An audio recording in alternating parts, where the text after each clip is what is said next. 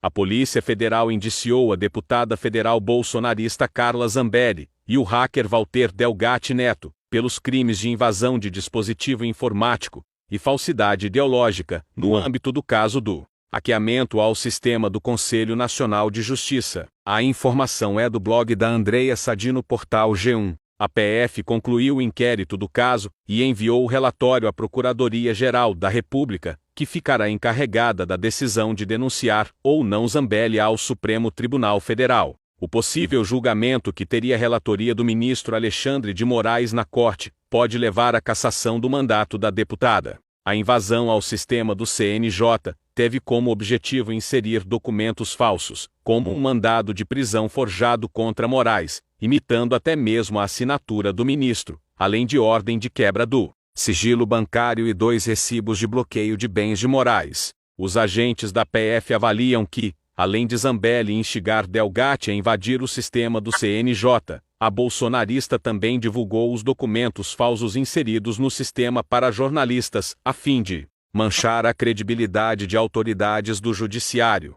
O jornalista estadunidense Tucker Carlson, que recentemente entrevistou o presidente russo Vladimir Putin, publicou uma entrevista com o deputado Eduardo Bolsonaro, filho de Jair Bolsonaro, investigado por tentativa de golpe de Estado, com ataques grosseiros ao presidente Luiz Inácio Lula da Silva, ao Supremo Tribunal Federal, ao ministro Alexandre de Moraes e ao Brasil. Durante a entrevista, os dois alegam que o Brasil se tornou uma ditadura, com perseguição a jornalistas como Alan dos Santos e Paulo Figueiredo. Ambos, no entanto, são investigados por seus ataques à democracia e ao sistema eleitoral. Durante a entrevista, Eduardo diz que o Brasil não é mais uma democracia e Carlson lhe dá razão. O jornalista, que tem uma das maiores audiências nos Estados Unidos, é parte da rede global de extrema-direita e faz parte do grupo de apoio a Donald Trump. Carlson também afirma que a eleição foi roubada pelo presidente Lula e Eduardo Bolsonaro lhe dá razão.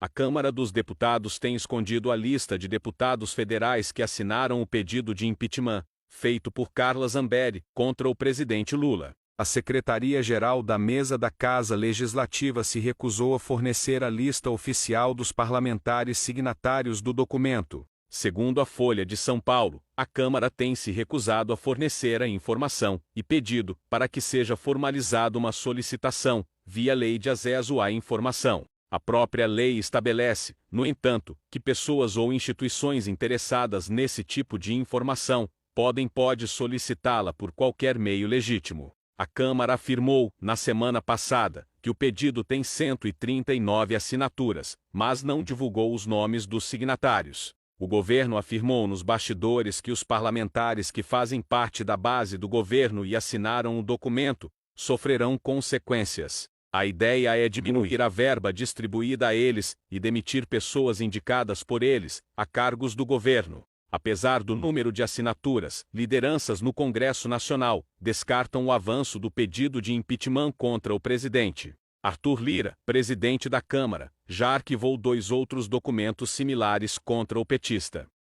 O governo brasileiro tomou conhecimento, com profunda consternação, dos disparos por arma de fogo, por forças israelenses, ocorrido no dia de ontem, no norte da faixa de Gaza, em local em que palestinos aguardavam o recebimento de ajuda humanitária. Na ocasião, mais de 100 pessoas foram mortas e mais de 750 feridas por tiros, pisoteio ou atropelamento. As aglomerações em torno dos caminhões que transportavam a ajuda humanitária demonstram a situação desesperadora a que está submetida a população civil da faixa de Gaza e as dificuldades para obtenção de alimentos no território. Trata-se de uma situação intolerável, que vai muito além da necessária apuração de responsabilidades pelos mortos e feridos de ontem. Autoridades da ONU e especialistas em ajuda humanitária e assistência de saúde de diferentes organismos e entidades vêm denunciando há meses a sistemática retenção de caminhões nas fronteiras com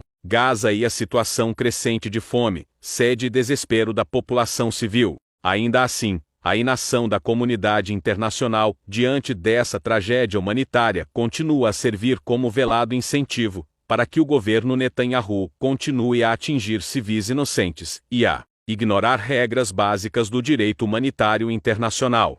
Declarações cínicas e ofensivas às vítimas do incidente, feitas horas depois por alta autoridade do governo Netanyahu, devem ser a gota d'água para qualquer um que realmente acredite no valor da vida.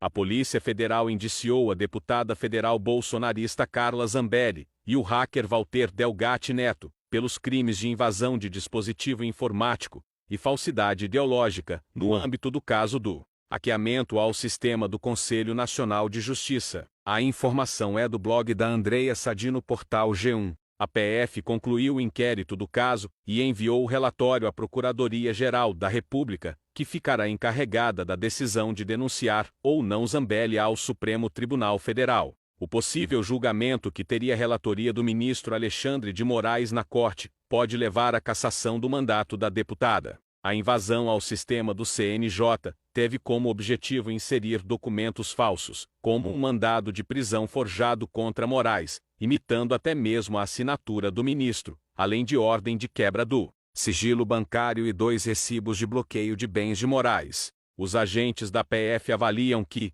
além de Zambelli instigar Delgatti a invadir o sistema do CNJ, a bolsonarista também divulgou os documentos falsos inseridos no sistema para jornalistas, a fim de manchar a credibilidade de autoridades do judiciário.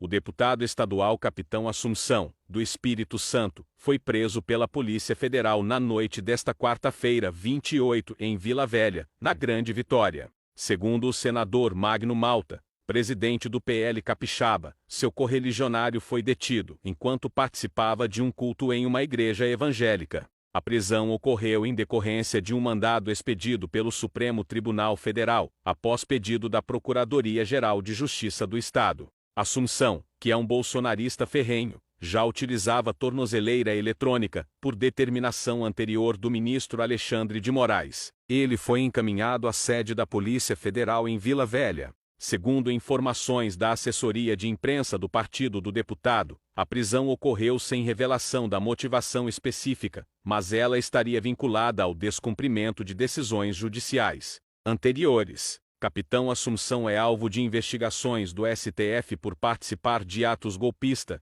e integrar milícias digitais que divulgam fake news e ataques a ministros da Corte. Em dezembro de 2022, Assunção foi alvo de uma mega-operação da PF e, desde então, estava sob monitoramento de tornozeleira eletrônica. Entre outras sanções, Moraes havia imposto ao bolsonarista medidas restritivas, como proibição de deixar seu estado, utilizar redes sociais e conceder entrevistas. O parlamentar, entretanto, teria descumprido essas medidas.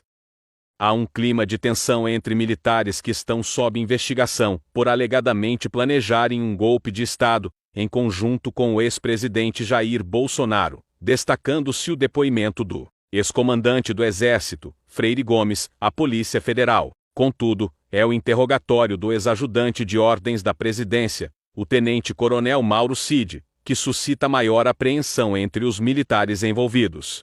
A expectativa dentro das fileiras militares alinhadas a Bolsonaro é de que, nos depoimentos subsequentes, Cid revele detalhes sobre o envolvimento de cada membro do Exército na suposta conspiração, conforme informações da colunista Bela Megali, do jornal O Globo. Apesar de acreditar-se que o ex-ajudante de ordens tenha tentado proteger seus colegas das Forças Armadas nesse contexto, a evolução das investigações pode levar esses militares a desempenharem um novo papel em sua colaboração. A progressão da narrativa do suposto golpe é buscada pelos investigadores antes de convocar Mauro Cid para esclarecimentos, considerando o depoimento de Freire Gomes ocorrido nesta sexta-feira.